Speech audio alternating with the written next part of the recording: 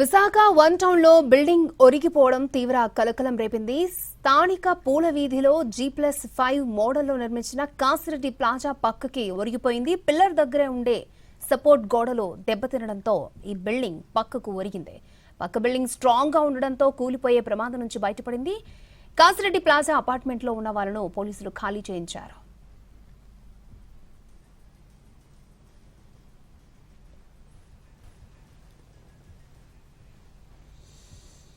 Right, Visakha one town లో building ఒరిగిపోవడం తీవ్ర కలకలం రేపింది. అందులో ఉన్న వాళ్ళని ఖాళీ చేయించారు పోలీసులు. రైట్, లేటెస్ట్ అప్డేట్స్ మా ప్రతినిధి చిరంజీవి లైవ్ లో అందించడానికి రెడీగా ఉన్నారు. చిరంజీవి, ఇప్పుడు బిల్డింగ్ సిచ్యువేషన్ ఏంటి? అలాగే పక్క బిల్డింగ్ స్ట్రాంగ్ గా ఉండడం వల్ల అది ఇంకా ఒరిగిపోలేదు. పక్క బిల్డింగ్ కూడా దానికి కూడా డ్యామేజ్ అయ్యే ఛాన్స్ ఉంది కదా, ఏం చేయబోతున్నారు? ఎస్ఎక్స్యా ప్రస్తుతం ఈ ఘటనతో స్థానికులంతా కూడా తీవ్ర భయాందోళనకు గురవుతున్నారు. ఎందుకంటే ఏ క్షణాన్ని ఏం జరుగుతుందో తెలియదు.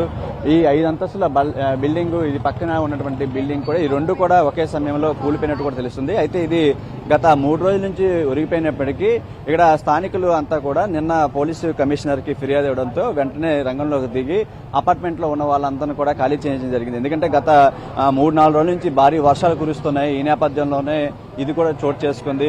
అయితే ఇది G+4 అంటే 4 అంతస్తుల వరకు మాత్రమే హైయెస్ట్ గా దీనికి పర్మిషన్ ఉన్నప్పటికీ 5 అంతస్తులు కూడా కట్టడంతో ఇదంతా కూడా ప్రమాదం జరిగినట్టు వస్తుంది. మనం చూస్తున్నాం ఈ భారీ బిల్డింగ్ సంబంధించినటువంటి ఏదైతే ఈ బీమ్ ఉందో, ఈ బీమ్ అంతా కూడా పూర్తిగా ఒరిగిపోయింది. ఏ క్షణాన ఆ పక్క బిల్డింగ్ కి పడిపోతుందో తెలియదు. దీంతో ఈ 2 బిల్డింగ్లు కూడా పక్కన ఉన్నటువంటి ఏదైతే ఫంక్షన్ హాల్ కూడా ప్రమాదం పొంచి ఉంది. ఇందులో మొత్తం 10 కుటుంబాలు ఉంటున్నాయి. అయితే వెంటనే ఖాళీ చేయించడంతో వారి అందరికి కూడా పెను ప్రమాదం తప్పిందని చెప్పుకోవాలి. ఎందుకంటే కుటుంబాలన్నీ కూడా చిన్న పిల్లలతో సహా వృద్ధులతో సహా ఉంటున్నారు.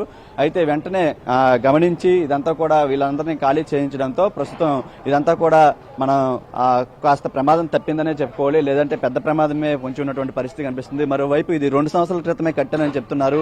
వన్ టౌన్ ఏరియాలో ఇటువంటి భారీ బిల్డింగ్లు చాలా ఉన్నాయి. ఇవన్నీ కూడా కొన్ని పూర్తిగా శిథిలావస్థ దశకు కూడా చేరుకున్నాయి. అయితే మరోవైపు జీవీఎంసీ అధికారులు దీనికి ఎలాగా పర్మిషన్ ఇచ్చారు, కాంట్రాక్టర్ కూడా ఇంత క్వాలిటీ లేనటువంటి, నాణ్యత లేనటువంటి బిల్డింగ్లు ఏ విధంగా కడుతుంది మనం లోపల చూస్తున్నాం.